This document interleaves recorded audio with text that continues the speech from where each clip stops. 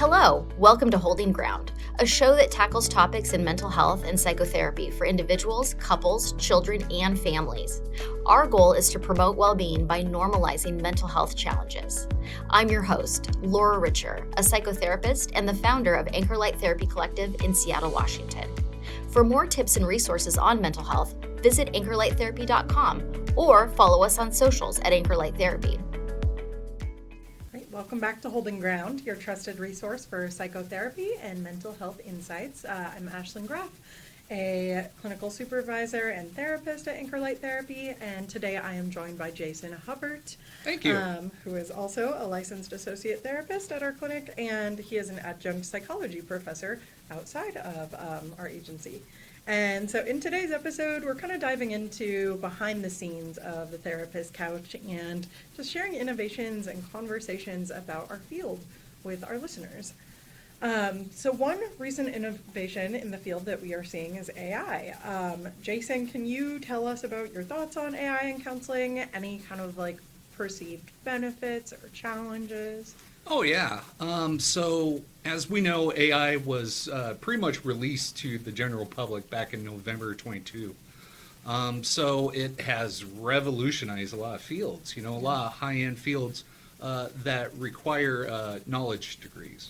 Mm-hmm. So we're seeing a lot of benefits with AI when it comes to acquiring fast knowledge and decision-making.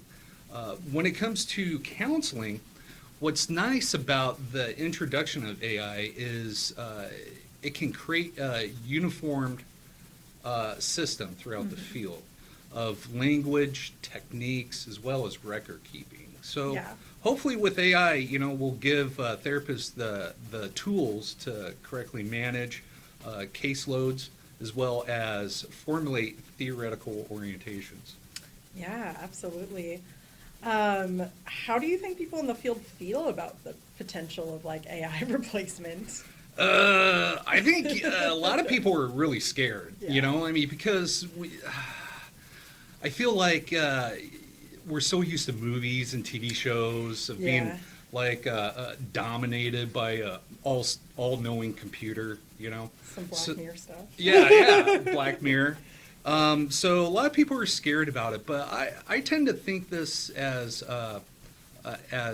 very optimistic, because this is where we can unify language and we can unify ideas, So this is, I call it the new internet.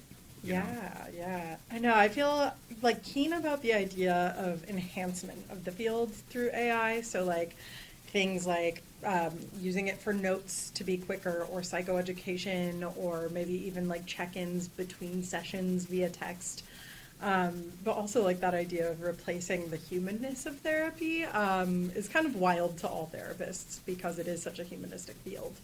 But also that like there is research that says somebody's success in therapy is like really largely dependent on their relationship and their trust with their therapist. So I kind of wonder how that would play out. What do you think mental health could look like in like 2050? Great question. So the trajectory it looks like is, I hope that we're going to have fully AI generated therapists, So where the client or clientele will not be able to distinguish if it's a human being or a computer generation. So the hope with that is that they'll be able to reach a mass audience then. People that are unable to afford or pay for insurance to cover therapy, as well as the therapeutic services itself. Plus, when it comes to clinical testing, AI systems can provide that almost automatically, instead of the client going to a specialized clinic and spend, X amount of dollars for the same service. Yeah. So you're going to have a Jason avatar. Yeah, yep. That's my hope. Nice. Well, I think like that idea of challenges, like it kind of brings out a sense of like competition and questioning those services that we have to offer. Like we're kind of faced with the like, can I compete with a computer? And like, is my humanness more valuable than what a computer has to offer? And I hope the answers are yes sometimes. We as therapists, we can't know every single piece of data or information that could be helpful to our clients, but a computer could. That is a little bit scary. Kind of on this topic, are there things that you feel kind of scared about or nervous about, or like, are there areas of kind of like imposter syndrome that you feel like you get as a therapist, either facing AI or not at all, just in general? Yeah. So I'm like textbook imposter syndrome, I swear, and to give you a little story, when I first started in this field as a social worker back in the late 90s, I presented this problem to a really good supervisor I had. And I was like, how can I make these judgment calls, on people's lives, and how can I, what gives me the right to tell somebody, what direction to go to, like to work on, and my supervisor then said, well, Jason, you're the one that went to school. And right there it just kind of clicked. I was like, yeah, you're right. So, imposter syndrome kind of, I feel that it kind of extends to all of us. We all kind of question what is our expertise, what is our knowledge in the statements that we say. So hopefully, my hope is with AI, it will help, reduce that imposter syndrome, where therapists are able to research in real time information that the client is presenting. And we'll be able to get, clinical results and data in real time. So we'll be able to, hopefully combat that imposter syndrome in therapists. Yeah, well, I feel like that actually kind of like mocks part of what we already do, in the sense of like, we're not really telling people what to do, but we do give people information and research that can help them make their own decisions. Like, we're couples therapists, we use Gottman method. When we're using Gottman, we're providing a lot of relationship research of like, this is what we know works and this is what we know doesn't, based on all these studies. Totally. So like, getting that information faster, or having more of that information so that clients can make their own decisions, like, I think that's really helpful there. I agree. Yeah. I mean, I feel like I struggle to, when I feel analyzed, or when I'm really like learning and applying new material as a clinician. It's exciting, but it's also like, there's a lot of pressure because we really want to do good by our clients and do a good job. I also think it's helpful when clients kind of see that like, we're humans too. Oh yeah. I think sometimes that like relieves a little bit of like the pressure as well. It's also the therapeutic alliance in relationship. Totally. And, I kind of want to touch on like the invisible load of that therapists kind of carry. Yeah. Not sure about you, Ashlyn, but for me, we kind of call this vicarious trauma. Yes. And it is, and we kind of study this in the field, is recognizing the stress symptoms or the energy that we carry from our clients. And figuring out ways to release that energy productively, So, managing our vicarious trauma is really important for pretty much all fields, but I would say for like first responders or people that work with human services, that, they should really pay mind to their own stress related to their position.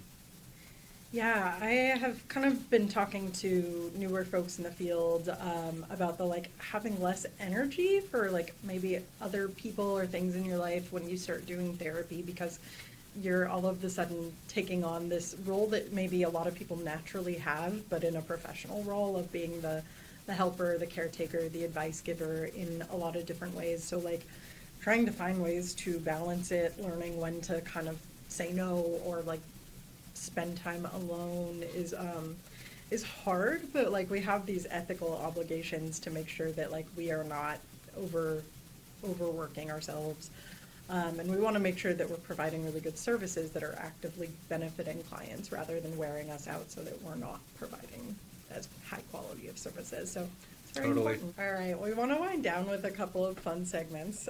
So Jason, what is your real talk from the couch that you would want to share for today? Yeah, thanks. I feel like, in today's society, there's a lot of uncertainty, when it comes to politics, global affairs, and so forth, and especially after post-COVID, the COVID years we don't talk about, So there's a lot of shifting, it feels like, in the world, and this can create a lot of uncertainty, trauma responses, as well as high-end stress responses. So, I just want to kind of remind people that, throughout history, humanity has taken hits. Yeah. Okay? And we've gotten through it. We're all still here and chugging along. The best part is we now have the internet, and this is the first time in human history we're able to communicate in real time, and to gain information in real time. So the internet will unify us as a whole. So instead of trying to find ways to separate us, my belief is, we should be more unified as one species, one nation. Now that we have AI on the horizon, that could come about. So I challenge people to think more optimistic, and kind of see the lining that's in the horizon. Absolutely. I love that. Yeah, I think if I were to share some real talk for today, I think I'd share that, I have a lot of clients that kind of get stuck in almost overcommitment to their goals or their decisions, but reminding people that it's okay to mess up and it's okay to not get it right, and it's also okay sometimes for things to not work out perfectly, and that sometimes having a conflict, for example, a lot of people will get really upset if they've been doing really well for a while and then they get in a big fight. And we'll kind of frame it as but you were getting in a fight every week and now you've had your first fight in 3 months, and that's amazing progress. That idea that behavioral relapses and learning from mistakes are really normal and healthy parts of growth. I really like to kind of drill that in. Yeah. Similarly, what are things that maybe you often think in sessions that you don't typically say out loud? Oh, geez. Oh, man. Yeah. Well, first thing that comes to mind is I've done that. Yeah. And so, and I find that funny. Well, I don't know. It depends on perspective. But, clients have a weird viewpoint about therapists. They kind of see us as basically non-human, or better than. But honestly, the human experience extends to all of us. Yes. We all make mistakes. We all learn from our mistakes, or try to, So that's why I try to remind myself. It's okay, I've experienced a similar experience as this person, and that can make me more empathetic to their strife. Sometimes I'll even have clients where I'm like, wow, you handled that way better than I would have. Yeah, right? That's definitely, on par. But yeah, I think we do often experience very similar challenges to our clients in life. And our ability to empathize and understand is just part of the innate humanness of a lot of the problems that people do experience. Therapists experience mental illness sometimes. They experience relational challenges. Oh, yeah. They struggle with feeling stuck in life also, and where they're going to go or what they're going to do next. So I think some of these challenges can be pretty universal, and some of the feelings that come along with them can be universal. Totally. Yeah. Yep. Well, with that, I think as therapists, we also see therapists, and the field is constantly changing and growing. What piece of advice do you think you would give to somebody entering the field at this time? Well, if you haven't picked up on the theme, probably should get educated on AI. Absolutely. And AI prompting. It's going to be very big in our field. It's going to speed up documentation, research, engagement, especially in the psychology field. And the reason why I emphasize to psychology students and people that study psychology is that from my research and understanding of AI systems and large language models is that it's closely modeled from like cognitive science Yeah. and psychology talk. A lot of psychology students are trained in critical thinking, inductive and deductive reasoning, and a lot of large language models are kind of modeled after that. Yeah. So long story short, psychology students are the perfect AI prompt masters. Yeah, because they're able to formulate questions correctly. Yeah, well, that's a good way of putting it.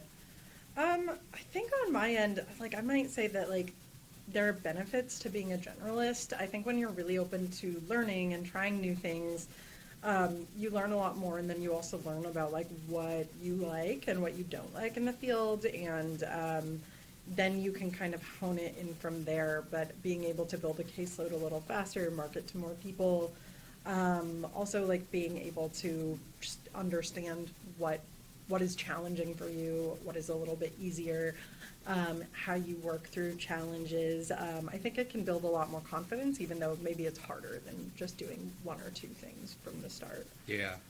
So in the same vein, I think growth it happens when we step outside of our comfort zone, and that can be applied to accepting AI too. Like I think it is scary, it's not comfortable for everybody, but kind of when we lean into new things, we can get something positive out of them. Oh, totally, Yeah. totally. And yeah, and don't be afraid of new things, and just exposure and repetition, that can really create confidence, into a new skill. Yeah, Or absolutely. learning a new skill. Yeah. Well, thanks, guys, and thank you for having me on this podcast. I Yeah. appreciate it. So we hope that this episode of Holding Ground has kept you on the edge of your couch. We at Anchor Light are honored to walk with you alongside with you on your journeys and to experience our humanity with you. For more resources and information about Anchor Light Therapy Collective, visit our website or follow us on social media at Anchor Light Therapy. Thanks for tuning in to Holding Ground. For more tips and resources on mental health, visit anchorlighttherapy.com or follow us on socials at Anchorlight Therapy. This podcast is for the purpose of education only and is not a replacement for mental health treatment.